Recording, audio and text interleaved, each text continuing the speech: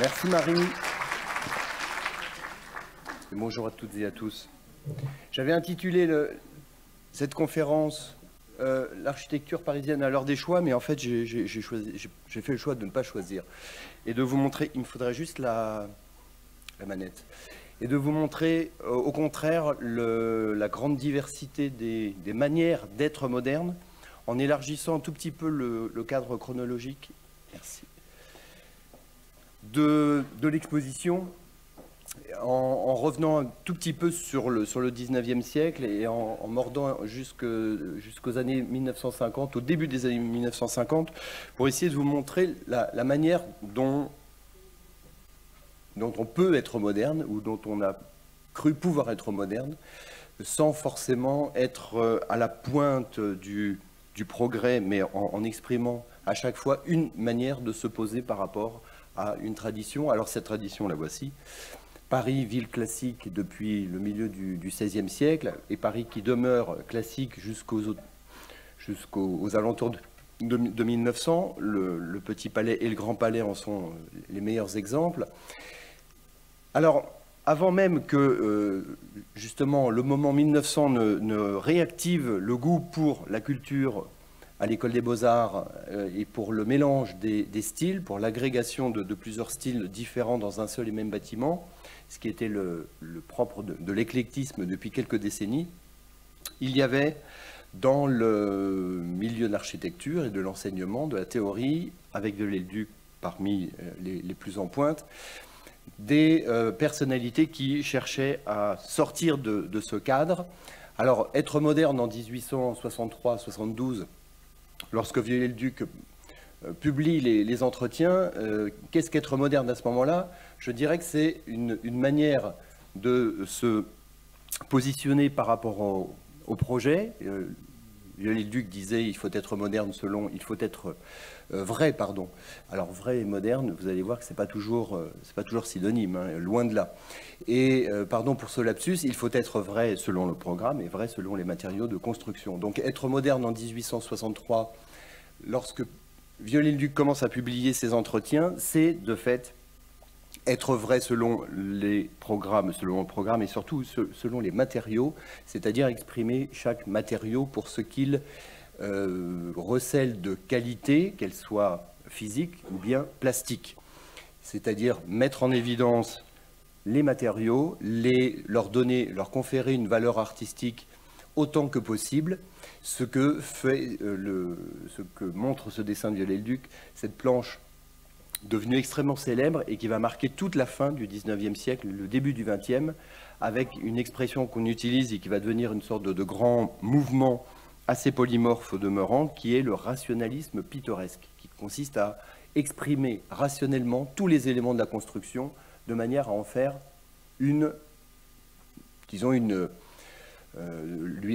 leur donner à chacun une valeur artistique. Des gens comme Guimard seront les héritiers directs de ce rationalisme pittoresque ou rationalisme viollet-le-ducien, comme on le dit dans le jargon. Cette volonté d'exprimer la structure, notamment, se manifeste de façon assez spectaculaire avec l'un des plus beaux bâtiments industriels qui soit, qui n'est pas dans Paris mais à proximité, l'usine Meunier à Noisiel, par Jules Saunier.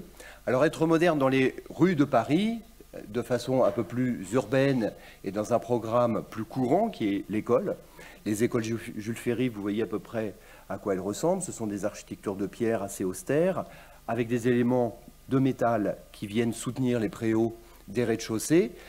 Ici, ce que fait l'architecture Pierre-Paul Nessy est un peu plus audacieux, puisqu'il montre très volontairement l'ossature de ce bâtiment et en guise de remplissage, comme le fait Saunier à l'usine Meunier, il procède à une sorte de jeu de briques qui ont chacune vocation à, alors pas exprimer une fonction particulière, mais on peut voir que les allèges qui sont ces parties sous les fenêtres sont dessinées de façon spécifique par rapport au pied droit qui les encadre. Donc cette vocation artistique du matériau, à la faveur aussi depuis un certain nombre d'années de la diffusion, de la démocratisation des matériaux peu chers mais très artistiques comme les fonds ornés ou bien les briques vernissées et bientôt les grès flammés. Tout ça va rendre possible une nouvelle forme de création architecturale qui, je n'ai pas parlé d'Haussmann bien sûr, je vous ai montré la place de la Concorde.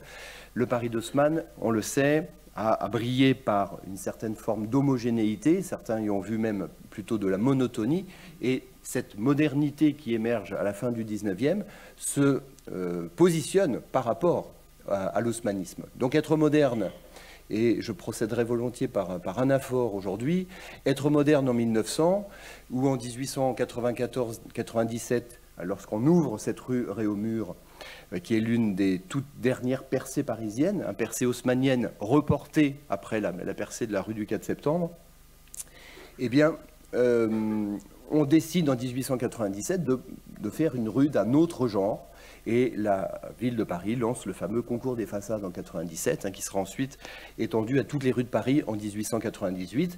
Et en 1900, Charles de Montarnal, pour cet immeuble commercial, remporte le concours lui aussi, avec ses architectures commerciales qui se distinguent donc par des montants métalliques, planchers et poteaux qui dégagent les espaces de travail ou de vente ou de stockage des étages principaux, au-dessus desquels on a des architectures en général un peu plus conventionnelles.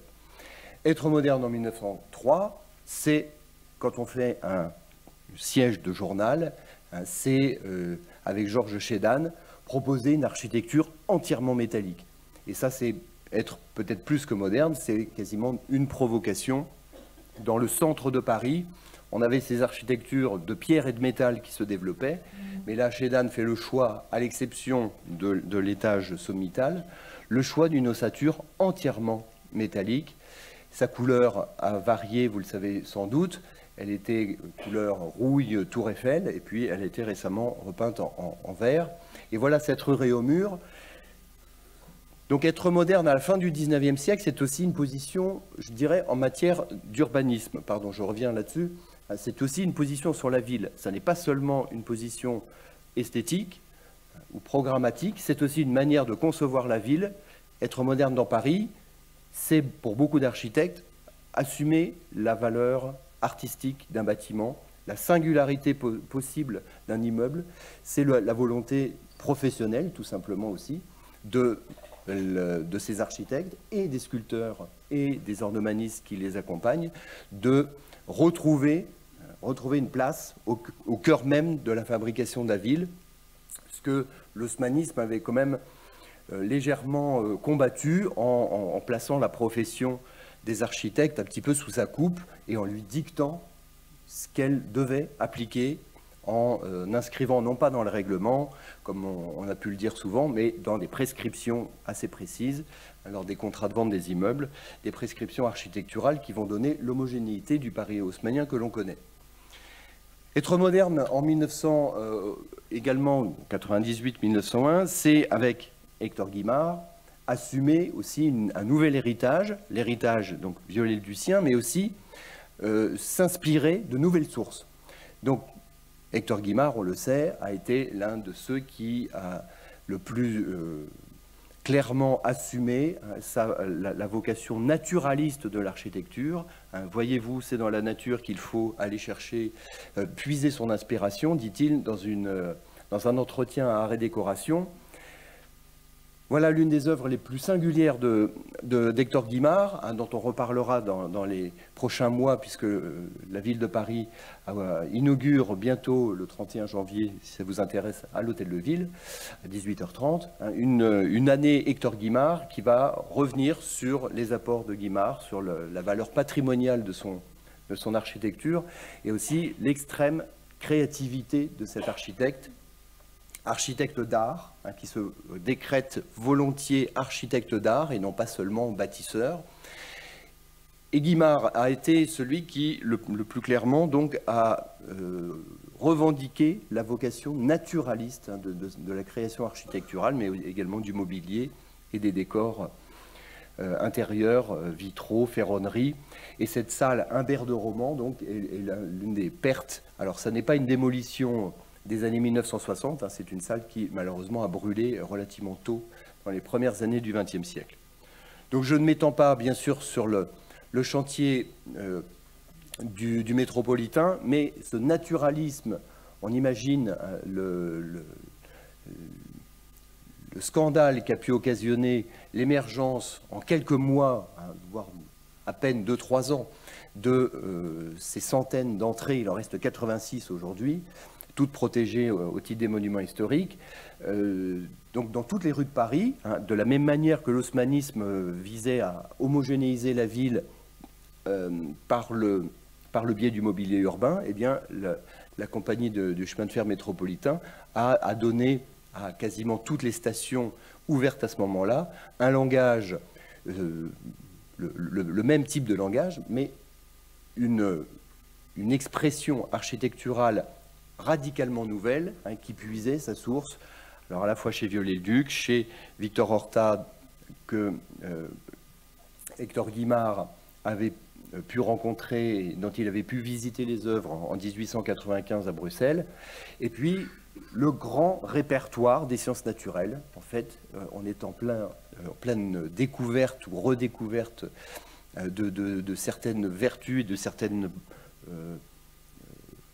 facultés du vivant, comme on le fait encore aujourd'hui dans beaucoup de projets d'architecture. Cet intérêt pour le vivant nourrit fondamentalement la création architecturale. Ça se passe également aux États-Unis avec l'architecte Sullivan, par exemple.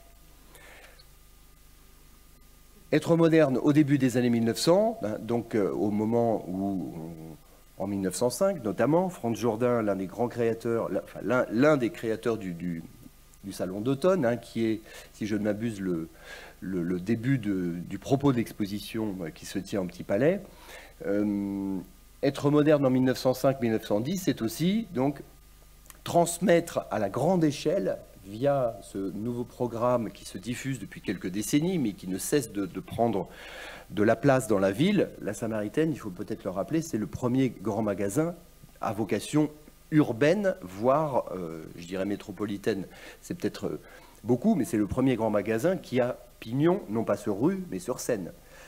Bientôt sur Seine. Il ne l'est pas encore tout à fait avec le bâtiment de Jourdain, mais lorsque l'extension de Sauvage sera réalisée, on aura sur la Seine l'un des grands magasins. Il y avait déjà la Belle Jardinière, certes, mais c'était un bâtiment très typiquement haussmannien, avec Jourdain puis Sauvage.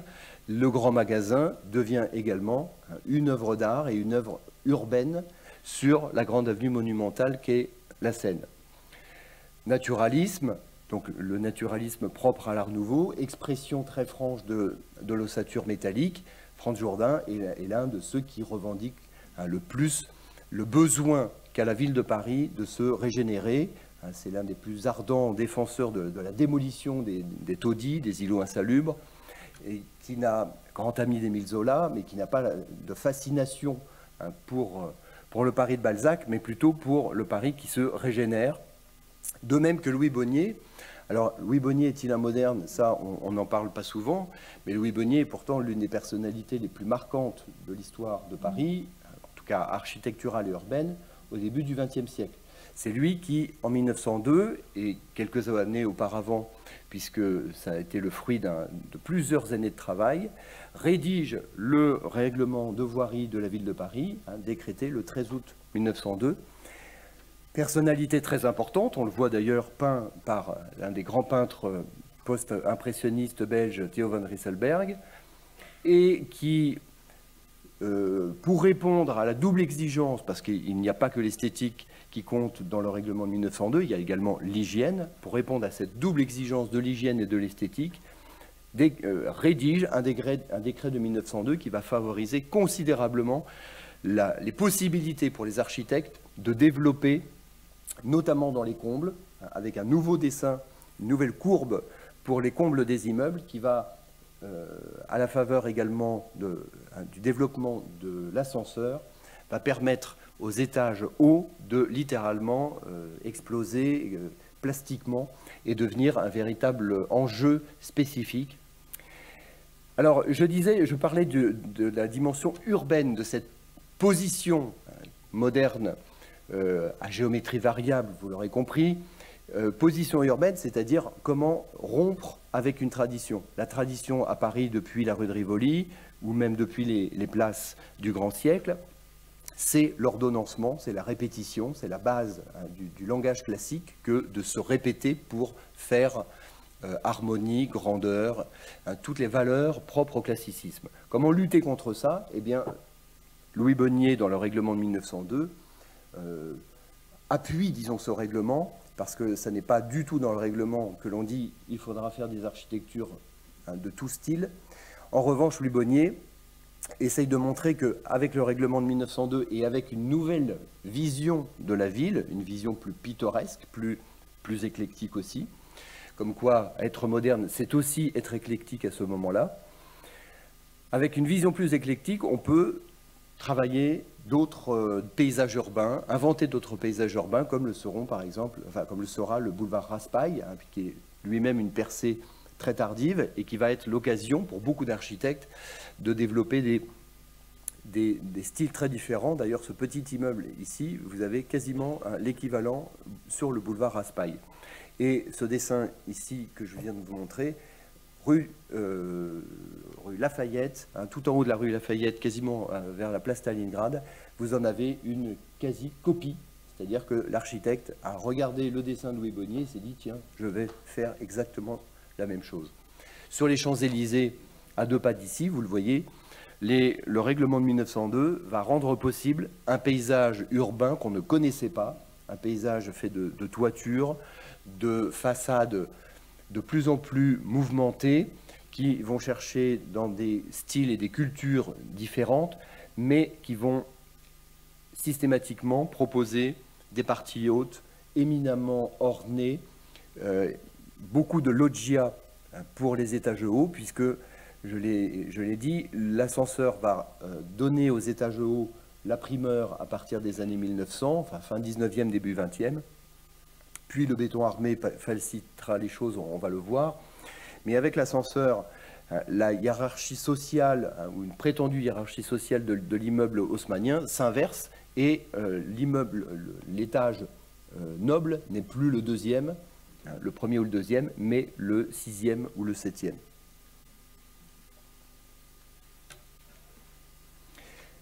Être moderne en 1903, donc c'est aussi 1904, donc juste après le règlement de 1902, c'est savoir profiter de situations urbaines un petit peu compliquées. Les frères Perret brillent dans cet exercice qui consiste à trouver des solutions là où leurs confrères n'en trouvent pas. Et les frères Perret ici décident sur un terrain extrêmement étroit d'appliquer le règlement, mais de le détourner, en tout cas de détourner la tradition en plaçant la cour côté rue. Ça, c'est déjà le premier renversement. Et puis, sur cet immeuble, donc, implanté sur une parcelle très étroite, les frères Perret qui commencent à s'intéresser au béton armé imaginent d'abord une ossature métallique et puis se disent, bon, on va essayer le métal. Ils ne maîtrisent pas encore eux-mêmes, donc ils le font réaliser par un entrepreneur spécialisé et ils découvrent, notamment Auguste, le leader de l'agence et théoricien, il découvre que ce matériau donne des résultats extrêmement probants et permet un confort dans le logement qui est en fait qui est dû tout simplement à une sorte d'évidement de la construction. L'ossature métallique libère l'espace, elle le fluidifie, et puis le plan que les frères Perret décident d'imaginer en U, avec la cour côté rue, va permettre des vues transversales. Donc c'est une réinvention non pas complète de l'immeuble bourgeois, puisqu'on a toujours des pièces en enfilade, mais on a une certaine variation sur un modèle dans un paysage post-haussmannien que l'immeuble respecte tout en présentant une certaine singularité et puis en affichant de façon assez exemplaire et assez même magistrale un revêtement de grès flammé d'Alexandre Bigot, qui est le grand spécialiste à cette époque-là. Les grès flammés de Bigot, Perret ici s'en sert pour à la fois souligner l'ossature de béton armé et donner un caractère fondamentalement artistique à cet espace neutre, hein, ou non porteur en tout cas, qui est le remplissage de briques. Et là, on met ces motifs de fleurs. Donc le naturalisme n'est pas très loin, et Perret ici, bien sûr, dans une époque où l'ossature de béton armé ne peut pas se montrer en tant que telle, ce qui sera bientôt le combat des frères Perret, eh bien, le grès flammé vient offre cette possibilité aux architectes de distinguer très clairement l'ossature et le remplissage avec deux revêtements différents. Donc c'est à la fois caché pour mieux révéler un choix et un mode de construction.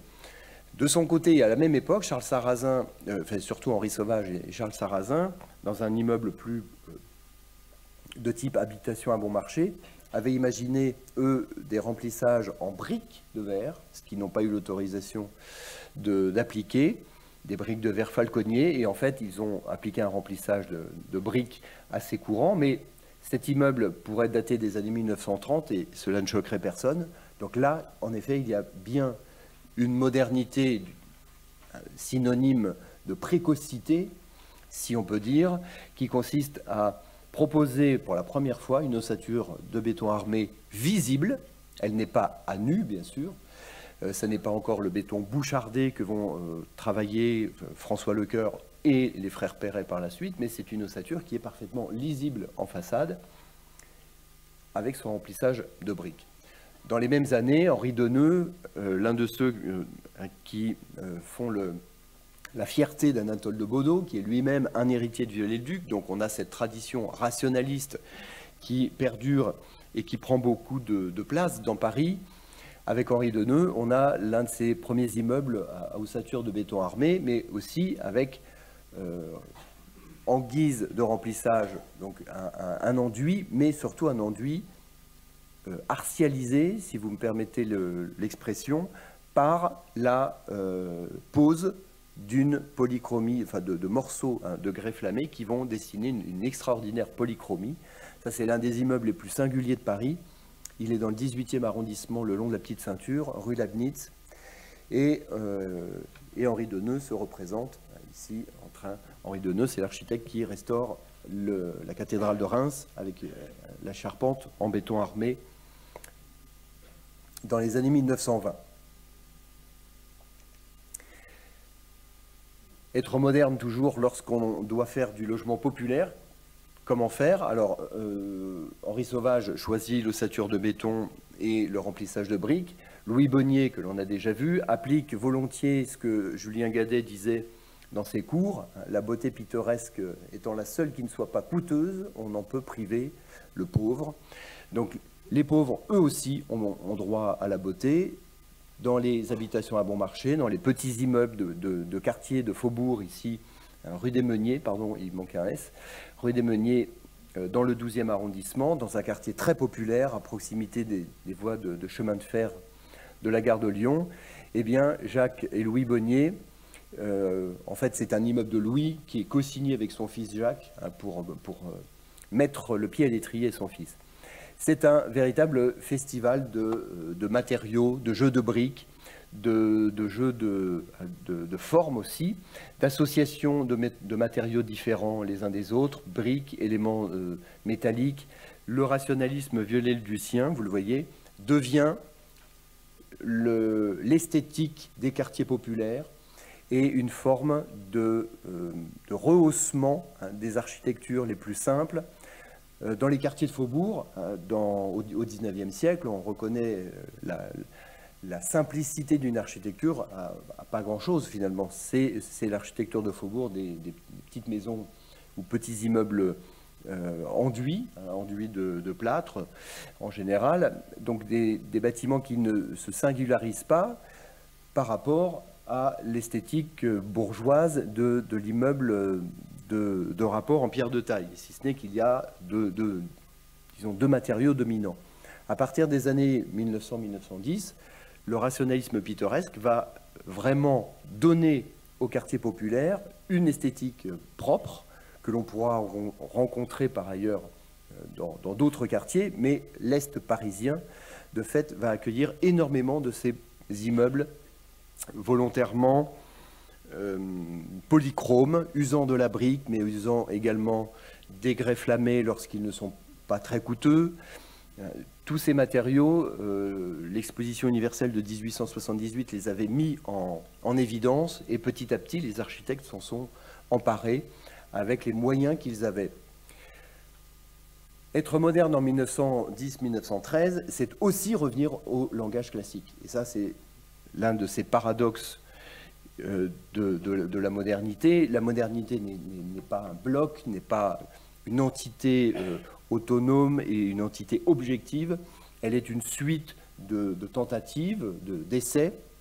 Et lorsque les frères Perret, qui ont montré, on l'a vu rue Franklin, mais juste avant, ils ont fait l'étonnant garage Pontieux, qui a été démoli près des Champs-Élysées, ils ont montré qu'ils étaient très attentifs à l'évolution de la construction, en s'appropriant le béton armé. Mais les frères Perret aussi, et Auguste au premier chef, cherchent à renouer avec la plus authentique tradition, qui est le langage classique, mais aussi le rationalisme gothique, et essaye en fait de marier deux traditions, le gothique et le classique. C'est ce qu'il fera plus tard avec l'église du Raincy. Mais au théâtre des Champs-Élysées, les frères Perret sonnent une sorte de fin officielle et monumentale de l'Art Nouveau et donnent à ce théâtre, qui a une histoire très compliquée, il a été confié à Henri van de Velde, pardon, grand architecte et décorateur belge, qui finalement s'en remet à une entreprise de béton armé, Père et Frères, laquelle entreprise est aussi une agence, puisque depuis quelques années, les frères Perret, ayant découvert que le béton armé était plein de ressources, eh bien, ont choisi d'être à la fois architectes et entrepreneurs. Et ils arrivent ici en tant qu'entrepreneurs et en quelques mois disent à M. Van de Velde, vous n'êtes plus l'architecte, c'est nous, puisque nous avons résolu le problème que vous n'arriviez pas vous-même à résoudre.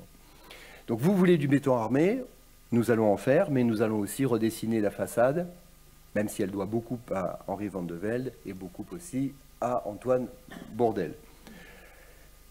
Donc paradoxe apparent, parce que la modernité du théâtre des Champs-Élysées a été très largement commentée, a fait scandale. Le bâtiment a été inauguré avec le Sacre du Printemps d'Igor Stravinsky.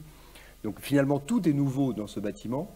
Il y a les nabis en guise de décorateurs de la salle. Tout est nouveau jusqu'à la salle qui paraît pourtant relativement traditionnelle. Et en fait, c'est la première salle sans poteaux, gênant la vue d'aucun spectateur. L'ossature de béton armé tient l'ensemble, coiffée par cette grande couronne conçue décorative par Maurice Denis, et puis dans le foyer, dans le bar, les autres nabis sont là pour accompagner cette œuvre totale, mais que l'on considère à ce moment-là comme assez scandaleuse, très géométrique, dans le moment très nationaliste aussi, qui est la période d'avant-guerre. On voit une influence allemande très nette, le Werkbund allemand qui vient d'exposer à ce moment-là au Salon d'automne, semble avoir déteint sur l'architecture française. Je pense que les frères Perret n'avaient pas besoin de regarder ce que faisaient leurs confrères allemands du Werkbund. Ils ont pris de fait un dessin issu de l'art nouveau tardif belge, avec Henri Van de Velde, ils l'ont adapté et ils ont créé cette étonnante façade, premier monument, faut-il le rappeler, classé du XXe siècle, en 1957. Et être moderne, c'est aussi savoir communiquer. Les frères Perret, lorsque la polémique commence à gronder en 1913, et notamment sur la paternité du projet, les frères Perret publient ce document rétrospectif, un manifeste rétroactif, qui consiste à montrer que c'est le théâtre de l'ossature. Ce théâtre n'est pas seulement une œuvre d'art, il est en amont et d'abord et avant tout une ossature de béton armé. Donc ceci n'est pas un document de projet, c'est un document de légitimation d'une signature. Être moderne en 1912, c'est aussi savoir masquer une façade, comme les frères Perret l'ont fait, avec des plaques de marbre.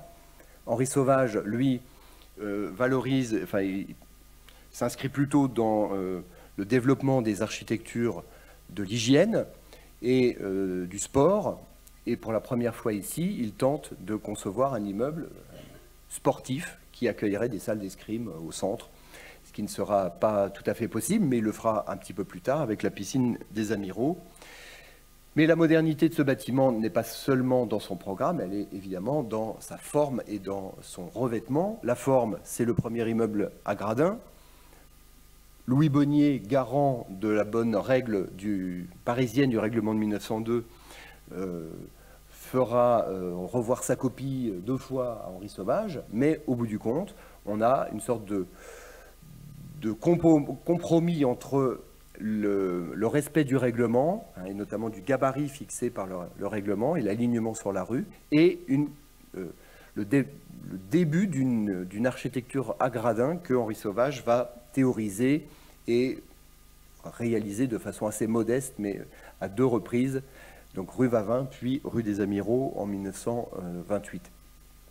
Et puis il y a le revêtement intégral avec ces carreaux, ces éléments de carrelage boulanger qui sont les mêmes que l'on trouve dans le métro parisien.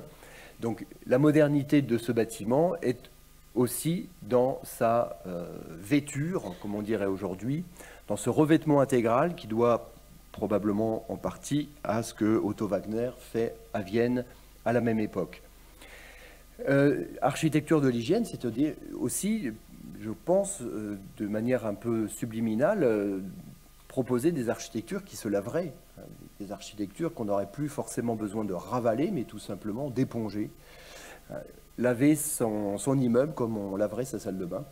Voilà des immeubles, des réalisations tout à fait singulières qui montrent que grâce aux matériaux, là, il y a une ossature de béton armé, mais elle n'est pas visible. Grâce aux matériaux ici de l'industrie, issus de l'industrie, le carrelage boulanger, on pourrait revêtir la totalité d'immeubles, voire de rues entières, comme le proposera à plusieurs reprises Henri Sauvage. Donc architecture de l'hygiène, architecture simple à entretenir. Être moderne en 1920, nous arrivons au tournant des années 20, c'est bien sûr proposer des lieux de spectacle. L'industrie cinématographique fait son apparition et l'un des tout premiers cinémas parisiens, le Luxor, émerge à l'angle du boulevard Barbès et du boulevard de Magenta.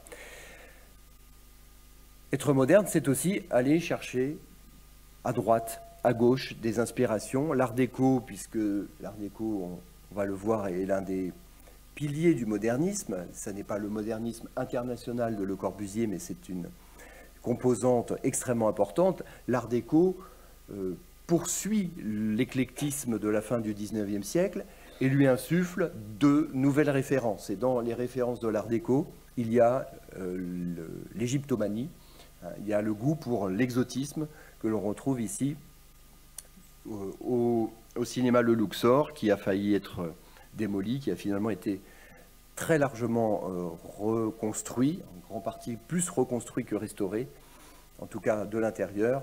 Mais il est heureux que ce premier cinéma parisien, parce que c'est le plus ancien en l'occurrence, hein, qui existe dans Paris, ait été sauvé et soit redevenu un programme cinématographique. Changement complet de décor et d'ambiance.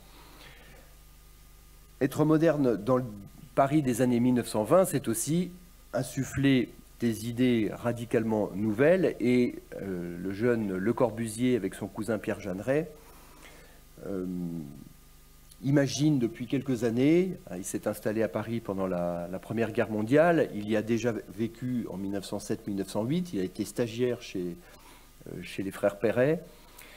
Donc ça fait quelques années qu'il mature une petite révolution architecturale, hein, qu'il va expliciter dans son ouvrage de 1923 Vers une architecture, et qui, cette fois-ci, se basant sur une une approche plastique. Le Corbusier, à l'époque où il s'appelait encore Charles-Édouard Jeanneret, avec Amédée aux enfants, l'artiste peintre, avait publié aussi un ouvrage qui s'appelait Après le cubisme et avait développé toute une théorie autour du purisme. Le purisme étant une sorte de cubisme mature, quasiment un retour finalement à quelque chose de bien plus classique que l'était le cubisme. Donc, entre modernité et esprit classique, il y a beaucoup de porosité. Le purisme de Le Corbusier le montre à la fois en peinture et en architecture. Mais on peut imaginer ce qu'a de nouveau et de radicalement nouveau, hein, cet ensemble de maisons, enfin ces deux maisons qui auraient dû être l'amorce d'un lotissement complet, le square du Docteur Blanche. Lorsque Le Corbusier et Jeanneret conçoivent ces deux maisons, construction sur pilotis, fenêtres en bandeau, toit, fenêtres en longueur, toit terrasse. Hein, il n'y a pas encore tout à fait les 5 points d'une architecture nouvelle que Le Corbusier va théoriser juste après, en 27-28, mais les éléments y sont. La circulation au moyen d'une rampe, la polychromie intérieure. Je vous passe l'épisode, mais il est tout aussi important que l'épisode Henri van de Velde de Perret en 1911. C'est la rencontre de Le Corbusier avec le néoplasticisme de Theo van Doesburg et ses amis, hein, qui exposent au moment même où Le Corbusier débute le chantier de ces deux maisons. Villa Laroche pour le banquier Raoul Laroche et Villa Jeanneret pour l'un des membres de sa famille. Le chantier de la Villa Laroche a subi le choc très clair, qui a été très largement étudié dans le détail, le choc de cette exposition, la découverte par Le Corbusier et quelques autres, Robert Melis-Stevens que l'on va voir dans un instant, de l'exposition de Style, hein, le mouvement du néoplasticisme hollandais, le mouvement de Style, expose à la galerie Rosenberg l'effort moderne en novembre 1923. Et c'est une révélation, un choc aussi pour l'ego de Le Corbusier, probablement, qui voit plus moderne que lui, hein, qui voit une modernité plastique et notamment un rapport à la couleur qui va manifestement le faire évoluer dans le chantier de cette maison. En 1925, être moderne, c'est aller à l'exposition des Arts Déco, bien sûr, mais cet événement qu'est l'exposition des Arts décoratifs va engendrer quelques polémiques, puisqu'il y a un style dominant, qu'on n'appelle d'ailleurs pas encore l'art déco, mais on parle des arts décoratifs et industriels modernes. Lorsque s'organise cette exposition, Le Corbusier est déjà bien installé, commence à se faire entendre sur la scène parisienne et demande à construire un pavillon. On le lui refuse et il va construire un pavillon de façon un peu sauvage, le pavillon de l'Esprit Nouveau, qui est une sorte de prototype, hein, d'une cellule de ce que serait un immeuble villa qu'il est en train de théoriser, et il le fait, vous le voyez, en marge du Grand Palais.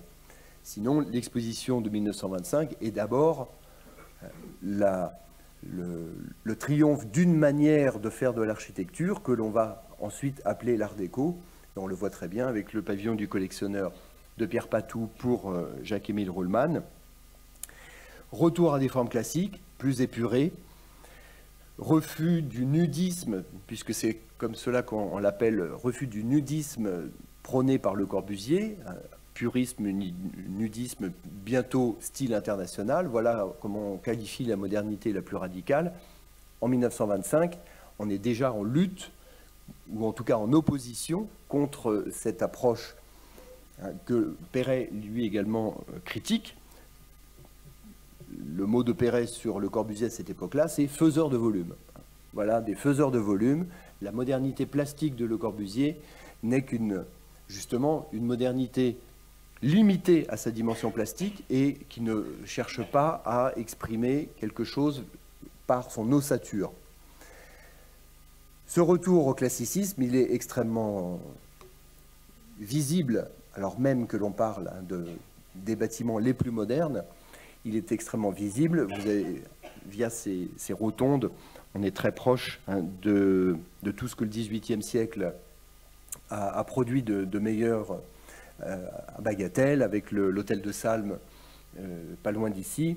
et les fameuses trois grâces d'Alfred Janniot, que vous voyez ici trôner, qui sont aujourd'hui à Lisbonne, à la Fondation Gulbenkian.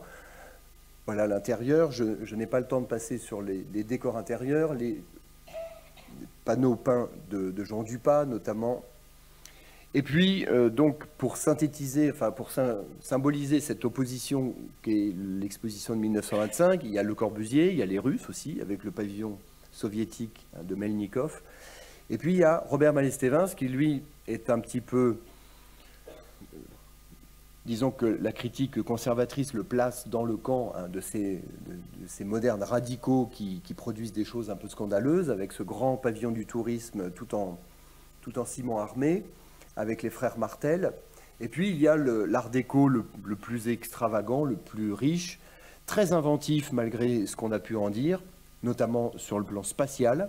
En l'occurrence, le pavillon des Galeries Lafayette est une sorte de grande promenade architecturale, lui aussi. Le Corbusier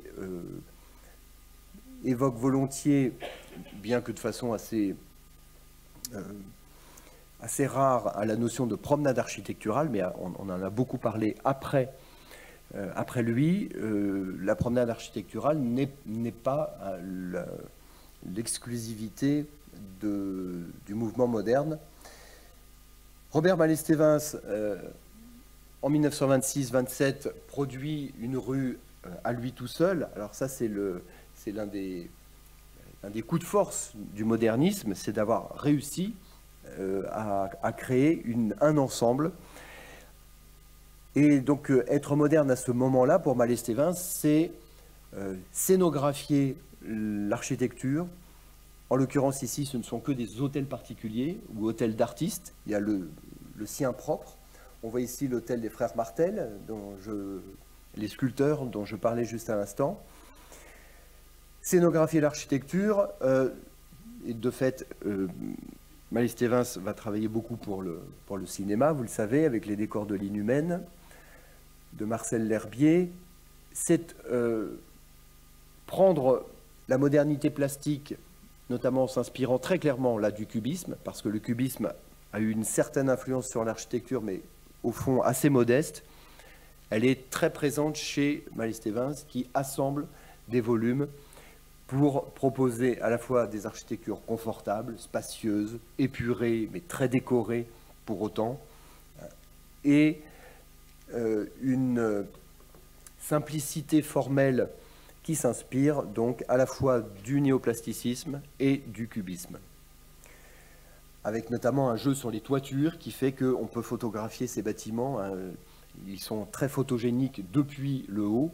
Et Mallet-Stevens a toute une réflexion d'ailleurs sur la ville, sur les toits de la ville, sur les lumières nocturnes. C'est quelqu'un qui pense de manière globale ces bâtiments, et les toitures sont des éléments qu'il investit très largement, notamment ici le petit solarium de l'hôtel Martel. Voilà, une photographie qui typiquement montre à quel point l'architecture de Mallet-Stevens se prête à ces vues qui cadrent des pans de murs. Il y a à la fois une plastique architecturale et une recherche de la lumière, des meilleurs volumes, mais tout ça dans une approche qui doit beaucoup au cubisme pictural. Voilà l'escalier très spectaculaire de l'hôtel Martel. Il faut que j'avance. On a encore pas mal de choses à voir. Être moderne en 1925, pour Michel Rouge-Spitz, c'est aussi savoir doser. La modernité des années 1920, elle connaît un certain nombre de degrés, mais il n'y a pas celui qui est le plus moderne et celui qui est le moins moderne. Il y a des manières de se positionner par rapport au programme, par rapport aux matériaux, par rapport à une économie aussi. Et on a vu que l'économie, avec les théories rationalistes, n'est pas, disons que le budget n'est pas forcément le gage d'une pauvreté architecturale.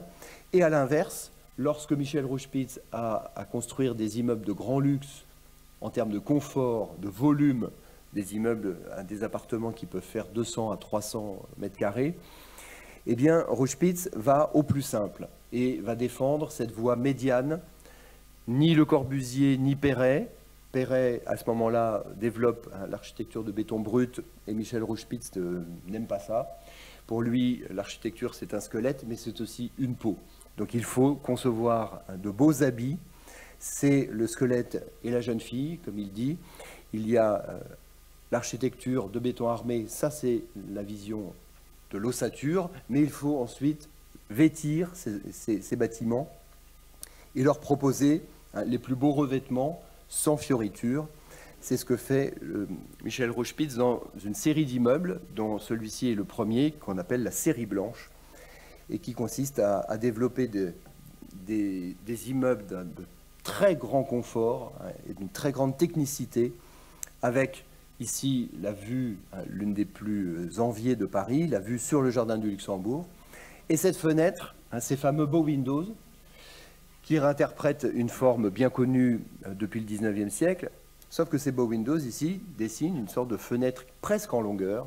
Donc il y a une ambiguïté assez intéressante entre ce que propose et la manière dont se positionne Michel Rauschpitz par rapport au Le Corbusier et la vue qu'il donne ici avec ces trois pans vitrés qui, au fond, ne sont autres qu'une fenêtre en longueur comme Le Corbusier aimait les dessiner. Cette modernité de l'immeuble de rapport, d'habitation, se multiplie, se diffuse, alors beaucoup dans l'ouest parisien, mais un exemple dans l'est, d'un bâtiment qui est assez exceptionnel, que l'on mettrait plutôt dans la case Art déco.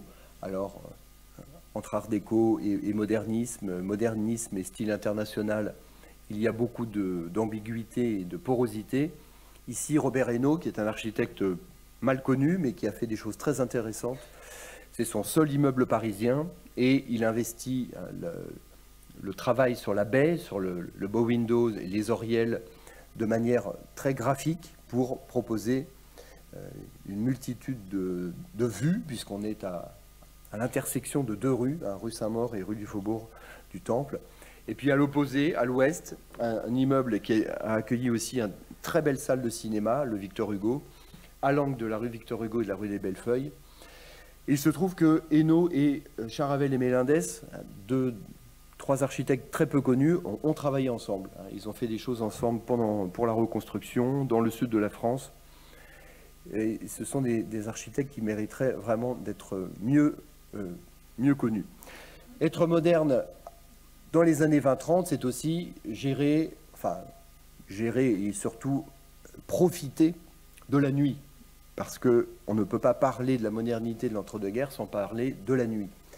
Jean Giraudoux disait d'ailleurs que c'était la nuit que les édiles se rattrapaient de leur inaction diurne. Les attractions nocturnes comme Citroën ou bien les éclairages des Galeries Lafayette, des grands magasins, les jours de Noël, voilà comment le très critique Jean Giraudoux disait que la ville de Paris ou le conseil municipal se rattrapait parce qu'on était à un moment où l'urbanisme parisien évoluait très lentement.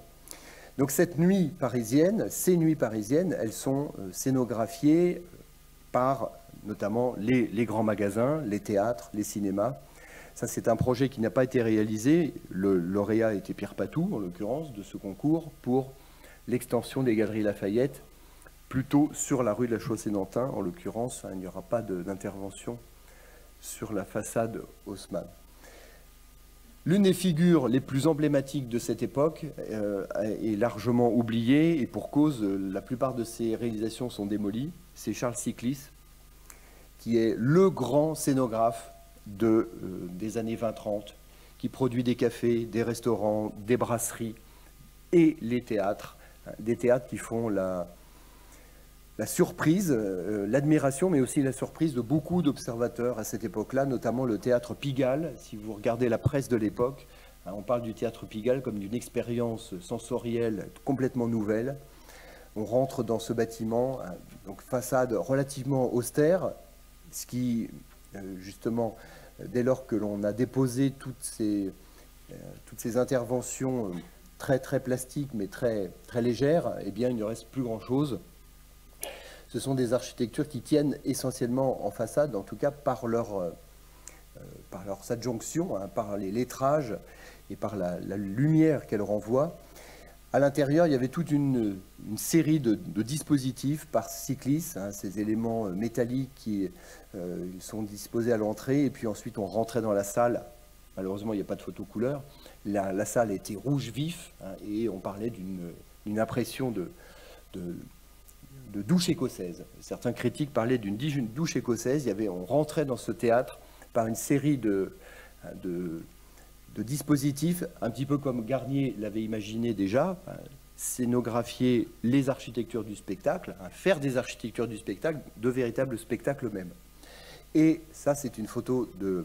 Toutes les photos que je vous montre là, celle-là et celle-là sont de Thérèse Bonnet, grande photographe.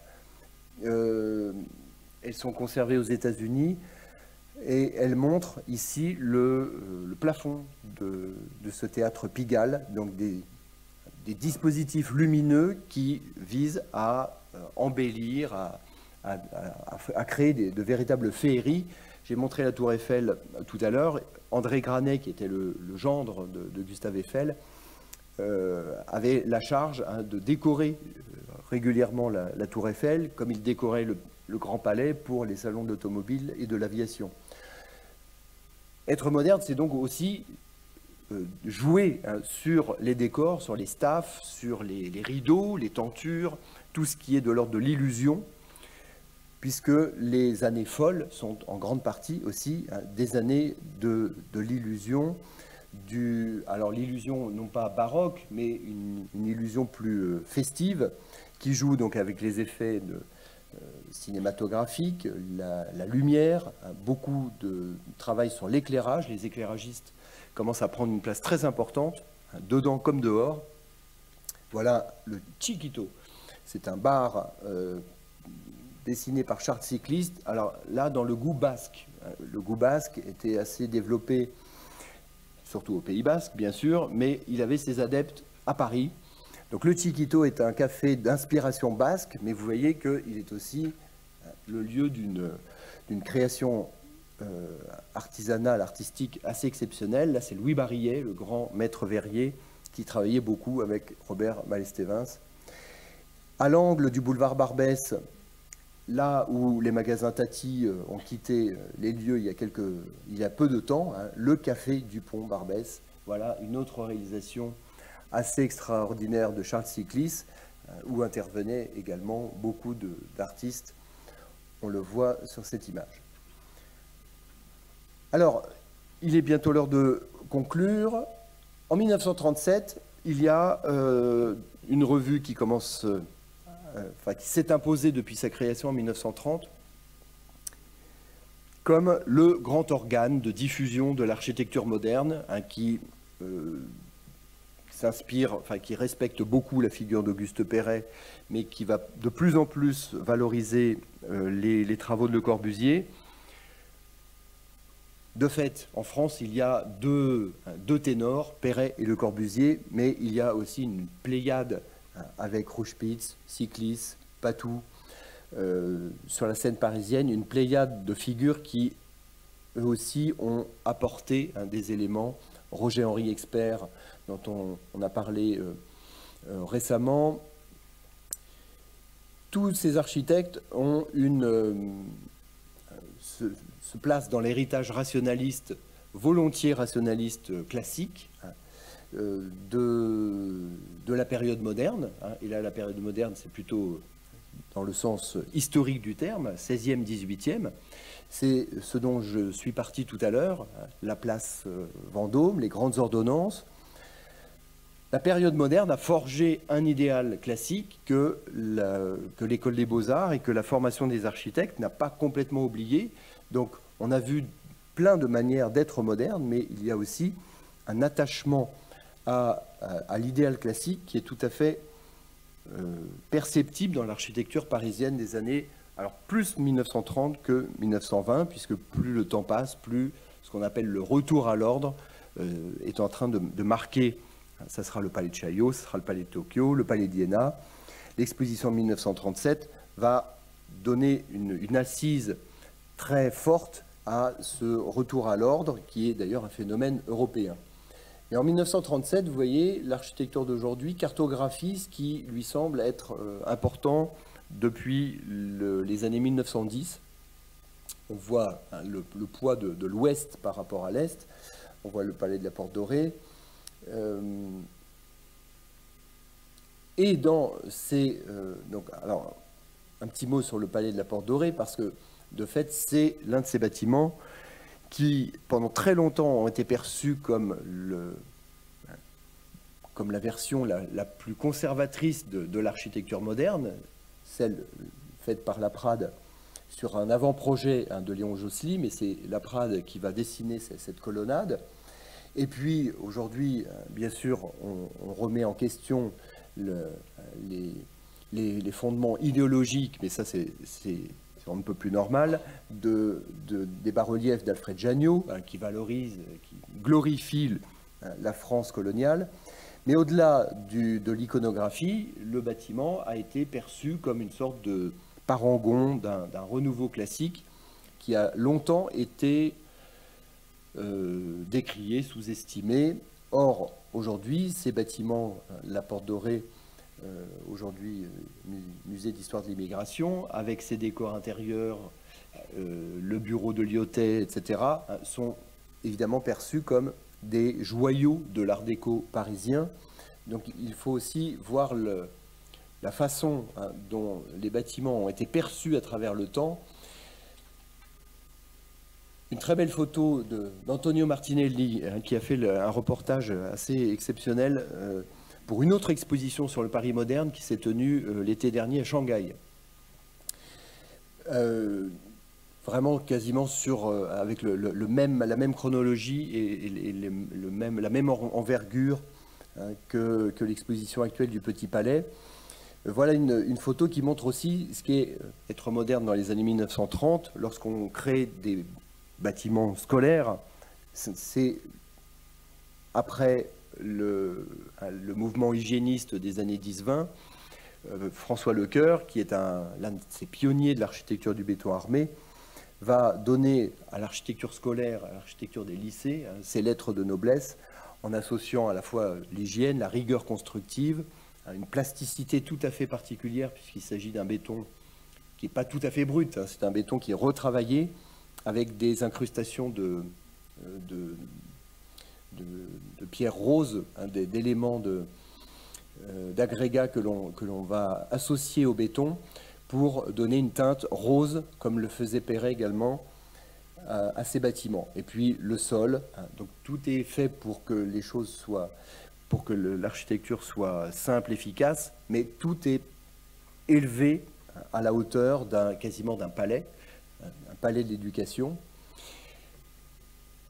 Et pour terminer, je voudrais dire quelques mots d'un architecte qui a joué justement un rôle très particulier dans cette fin des années 30, début des années 50, qui va faire la liaison, la transition entre l'architecture parisienne de l'immeuble moderne, impulsée par Le Corbusier, par Perret, par Sauvage, et qui va porter cette modernité à une sorte de degré de perfection et de sophistication qui est assez extraordinaire. Jean Ginsberg vient de Pologne. Il a beaucoup travaillé d'abord avec un architecte anglais, Bertolt Lubetkin, et puis ensuite il s'associe à François Hepp. Et ils vont construire quelques immeubles très très remarqués dans les années 1930. Et la revue L'Architecture d'aujourd'hui porte beaucoup cette architecture nouvelle, notamment celle de Ginsberg. Ça, c'est la rotonde, la fameuse rotonde de l'immeuble de l'un des deux immeubles de l'avenue de Versailles.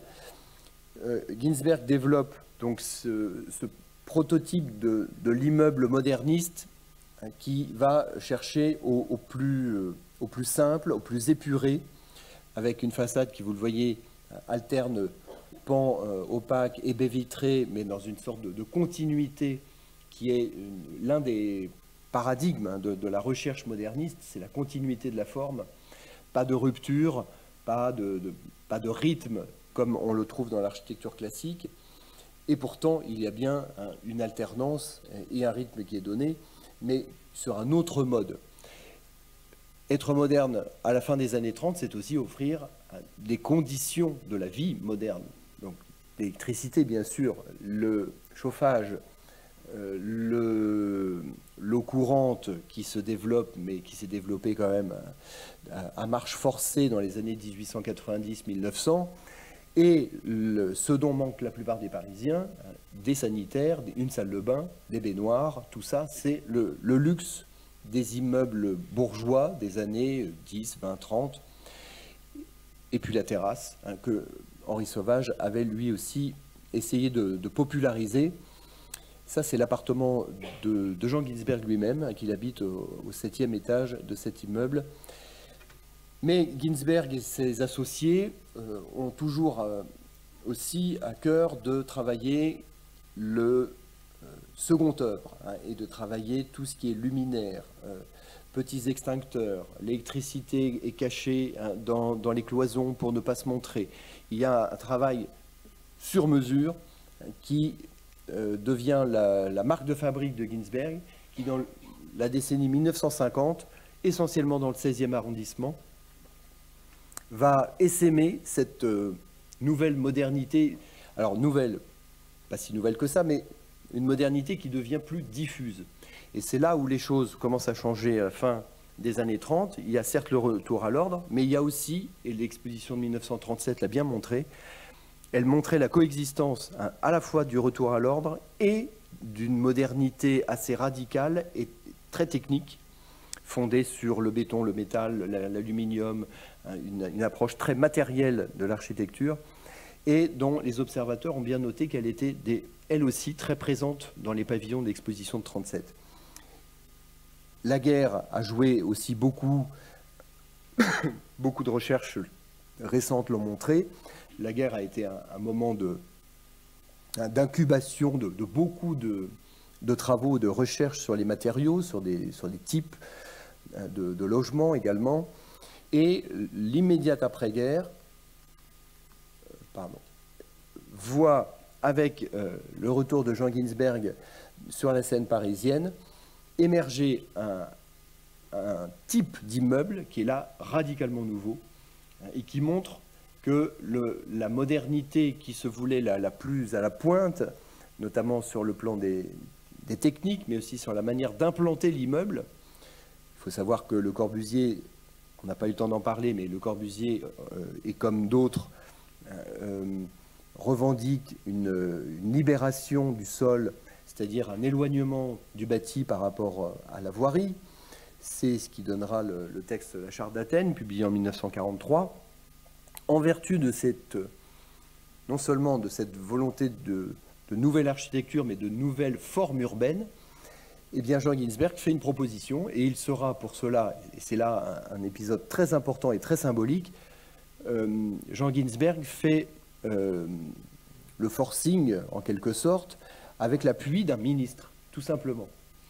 C'est Eugène Claudius Petit, ministre de la Reconstruction et de l'Urbanisme, qui force la main à la préfecture du département de la Seine, qui décide à ce moment-là de l'autorisation des permis de construire. Le ministre écrit au préfet pour lui demander instamment de bien vouloir autoriser Monsieur Ginsberg, Messieurs Ginsberg et Massé de contrevenir d'une certaine façon au règlement de 1902 qui veut qu'un bâtiment soit aligné sur la rue.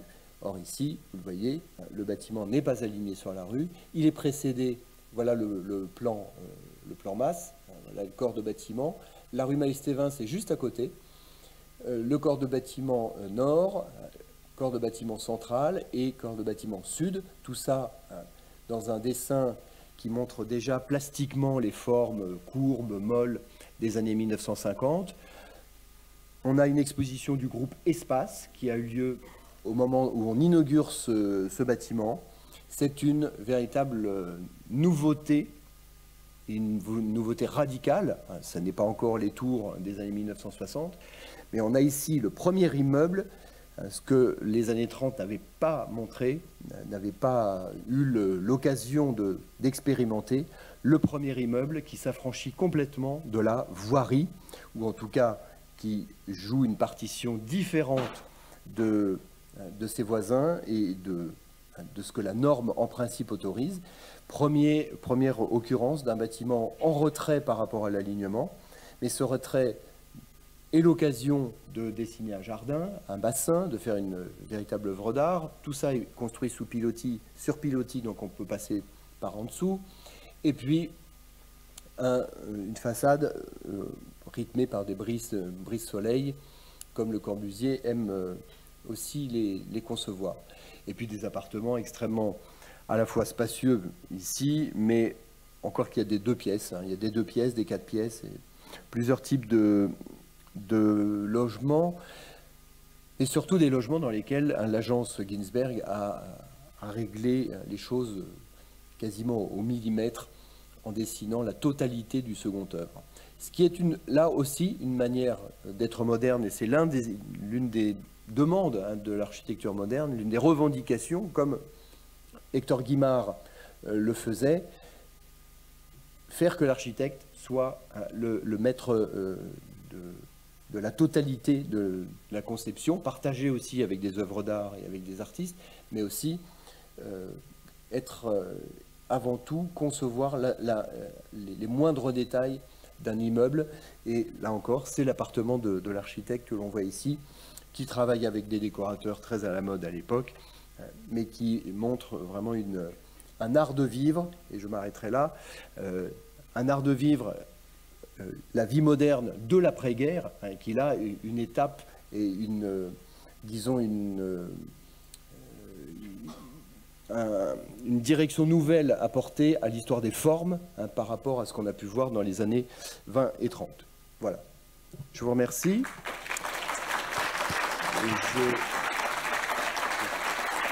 Oui, on a un peu dépassé.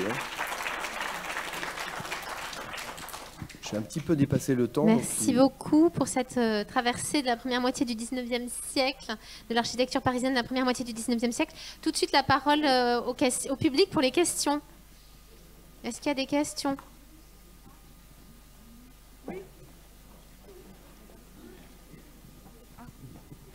Oui, merci beaucoup pour cette traversée au niveau donc, du XXe siècle. Alors, il y a une chose pour laquelle je suis étonnée. Bravo de nous avoir montré dans les années 25, 30 et 35. Et par rapport à la crise de 29, qui a quand même été dramatique pour beaucoup de monde, dans le monde, on va dire.